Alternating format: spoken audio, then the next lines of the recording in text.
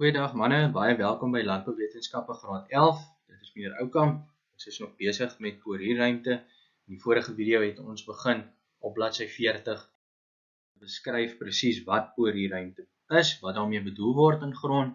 Ons het gekyk na watter faktore die porierruimte beïnvloed. Ons het so 'n bietjie gekyk na balkdigtheid of massadigtheid en presies beskryf wat dit is en faktore wat belangrik is om 'n invloed uitoefen op balkdigtheid en dan nou spesifiek gekyk na die invloed daarvan op die A en B horisonne. So vandag kan jy jou handboek oopmaak op bladsy 41. Ons begin onderaan bladsy 41 by poriegroottes. Ons is nog steeds besig met fisiese grondeienskappe in gronde en ons is besig om dit te beskryf sodat ons vorentoe kan verstaan as 'n grond beskryf word presies wat met hierdie eienskappe dan bedoel word. So jy kan onderaan bladsy 41, daar sal sommer kyk, hulle sê vir jou daar's twee soorte grondporee en jy gaan verseker hierdie werk nog baie van hoor en jy moet baie goed weet wat is grondporee, die twee tipes grondporee kan beskryf, want jy gaan dit nou vorentoe veral as ons kyk na grondlug en grondwater en ons begin dit apart beskryf, gaan jy definitief hierdie gedeeltes na terugverwys. So jy kan sommer daar kyk in jou handboek. Die eerste een wat hulle vir jou gee is makrogrondporee of makroporee. En hulle sê vir jou dit is grondporee wat 0,1 mm in deursnee is. En jy kan sommer daar so onderstreep, in die makroporee kry ons 'n vrye beweging van lug en vrywater. So met ander woorde, ons kry 'n vrye beweging van suurstof of lug in die grond en vrywater wat natuurlik deur dreinering deur hierdie gedeeltes in die grond dan gaan beweeg. Die tweede een waarna ons verwys is mikroporee. En hier in die mikroporee kry ons 'n stadige kapillêre waterbeweging. So jy kan sommer net daar vir jouself dit onderstreep. In die mikroporee wat 0,03 mm in deursnee is, kry ons dan hierdie stadige kapillêre waterbeweging. Hoekom is dit vir ons belangrik om te weet? Want kapillêre water is die enigste beskikbare water vir plante. So vrywater is nie beskikbaar vir plante nie, dit gaan deur die grond beweeg en ons soek dan hierdie kapillêre water in die grond. Ek wys sommer vir jou hier uit 'n paar prentjies uit wat die verskil is tussen die mikro en die makroporee. Hier wys hulle vir jou verskillende peds of pedons wat 'n grondstruktuur dan verleen. Die makroporee verwys hulle hier is die deeltjies tussen die peds en die mikroporee is dan tussen die gronddeeltjies self. Maar ons kan dit selfs nog beter beskryf. Hier wys hulle vir jou waar die gronddeeltjies is en hierdie is grond wat ons dan nou juis na kan verwys as gekompakteerde grond of grond wat goed deurlig is as ons kyk na hierdie makro en mikroporee. Maar hierdie gedeelte is vir my die belangrikste as ons hierna kyk. As jy wil weet die verskil tussen makro en mikroporee, dan kyk ons na hierdie tipe grond. Hierdie grond, weet ons dan, is 'n grond wat 'n mengsel is van sand en kleideeltjies, soos ons in die vorige video ook gekyk het, en hierdie sanddeeltjies is groter of growwer in tekstuur, wat beteken die deeltjies is groter, en die klei en gronddeeltjies wat ons hier sien, waar hierdie laser vir jou hier wys, is dan nou natuurlik kleiner deeltjies wat ons sê dan 'n fynere tekstuur het, soos byvoorbeeld kleigrond. En ons weet ons grond wat ons wil hê is 'n mengsel van hierdie, en tussen hierdie gedeeltetjies van die grond wat dan as kleigrond is, kry ons mikroporee en tussen die groter gedeeltes van die grond kry ons dan hierdie makroporee. Hier wys ek dit sommer net weer vir jou. Wys hulle weer vir jou as die grond se struktuur 'n bietjie grower raak, kry ons groter of makroporee en as die grond se struktuur dan bietjie kleiner raak, dan kry ons mikroporee. Kyk veral hier waar die struktuur van die grond begin vorm met tussen die gronddeeltjies, kry ons dan die mikroporee en hier tussen die groter gedeeltes kry ons dan die makroporee. Hoekom is dit vir ons belangrik om te weet waar mikro en makroporee is? Soos ons gesê het, makroporee verleen lug aan die grond, mikroporee verleen kapillêre water aan die grond, so soek definitief 'n vermenging van grondtekstuur, klei en sandgrond, en ons soek dan die vermenging van hierdie grondporee dan ook. In jou handboek op bladsy 42 staan daar bestudeer die diagram hieronder wat die tekstuur van grond voorstel en beantwoord die vrae wat volg. So, ek gaan saam met jou deur hierdie tabel gaan. Jy moet hierdie tabel invul, so jy kan pause op hierdie gedeelte van die video as dit dalk te vinnig deur dit gaan, maar jy moet elke antwoord daar inskryf, want so 'n tipe vraag gaan vir jou 18 punte dan nou in 'n vraestel kan tel.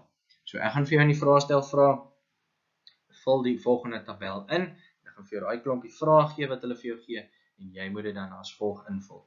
Let baie duidelik op, wanneer ons by vraag A kyk, dan sê die vraag, gee die name van die twee tipes openinge wat in grond aangetref word. En dan gaan jy vir my sê, tipe A is makroporee en tipe B is mikroporee.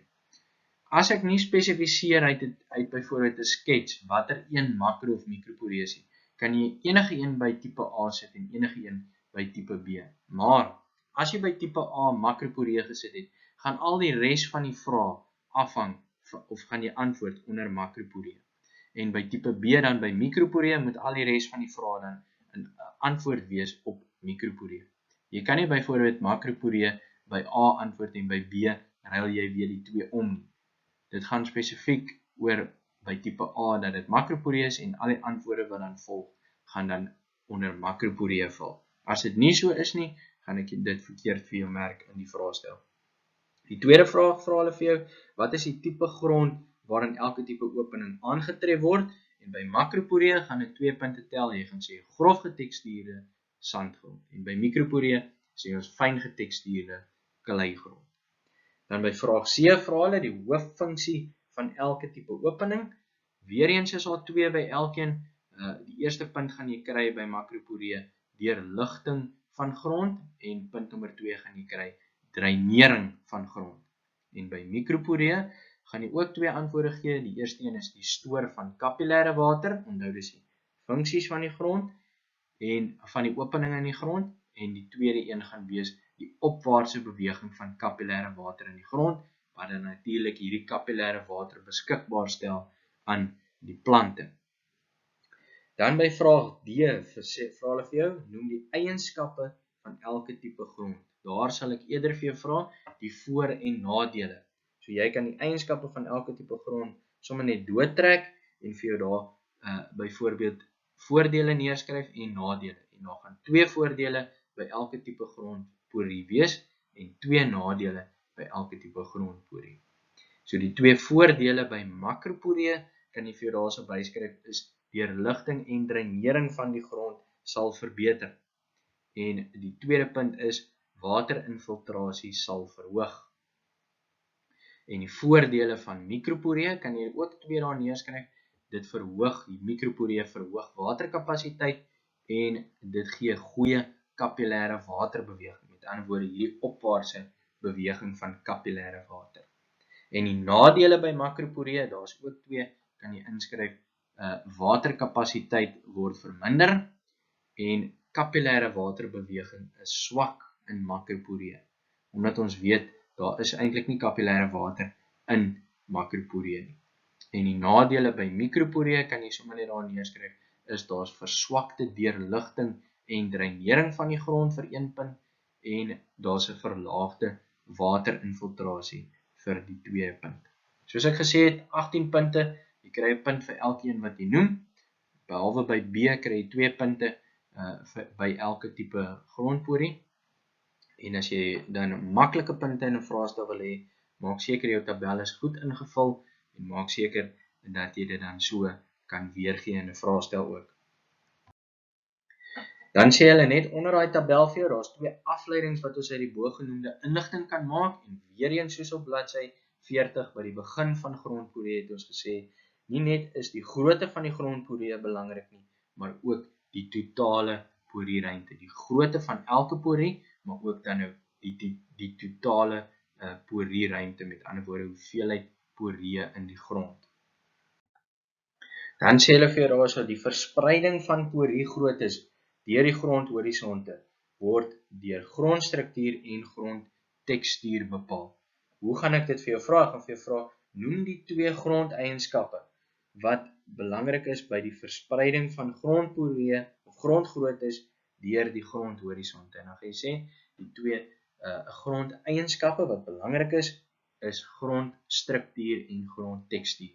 Daarna het ons klaar verwys, as ek 'n goeie grondstruktuur het, soos byvoorbeeld krummelstruktuur, wat 'n sferoïdale tipe struktuur is, dan verbeter dit die porierruimtes, met ander woorde die porierruimte sal vergroot, en as ek byvoorbeeld 'n growwe tekstuur het, kry ek 'n groter porierruimte as byvoorbeeld by 'n fyn tekstuur soos kleigrond.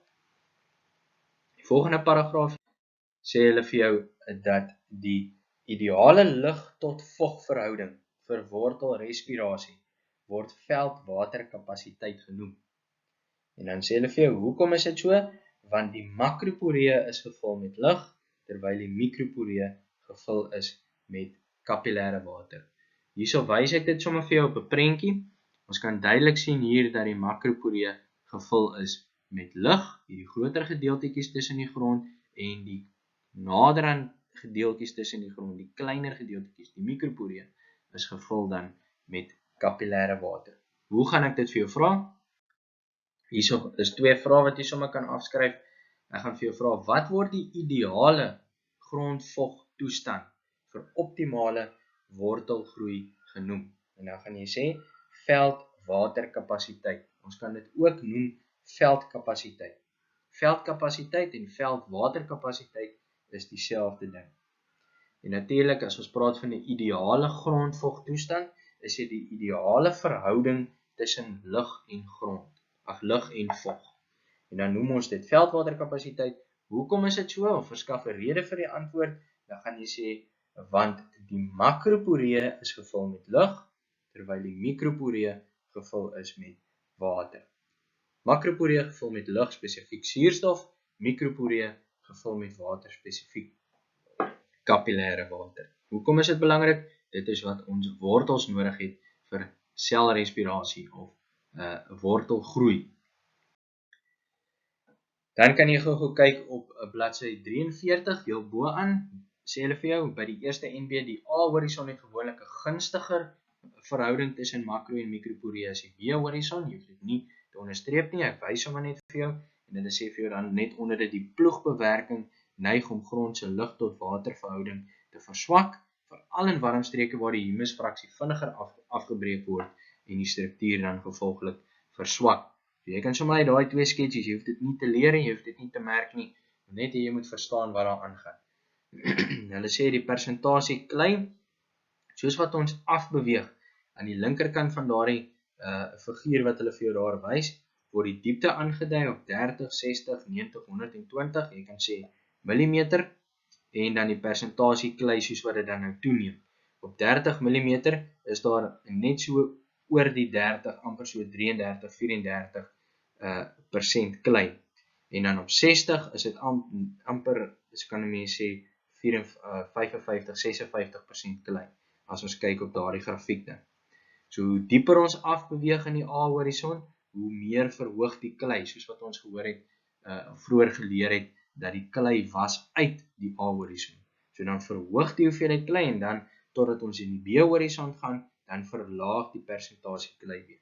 So waar lê die grootste persentasie klei in hierdie tipe grond? Tussen 30 en 90 mm onder die grond.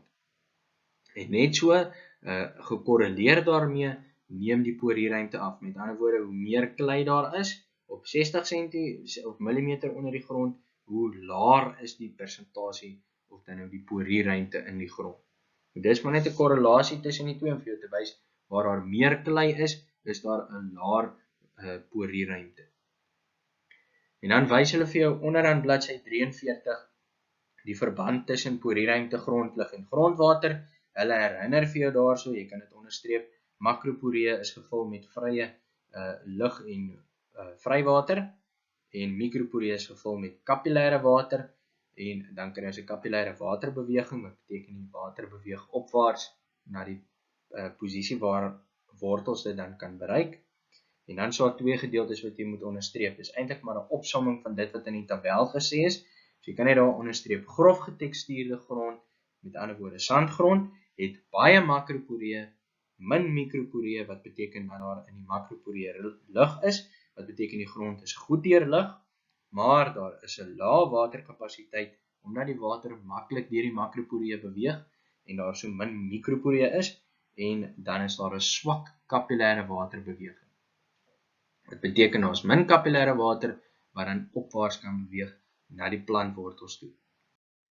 En ek wys dit sommer vir jou hier. Groffe teksture sandgrond het groter gronddeeltjies wat beteken daar's meer makroporee en minder mikroporee. Net so by fyn getekstuurde kleigrond kan jy merk daar is baie mikroporee maar min makroporee.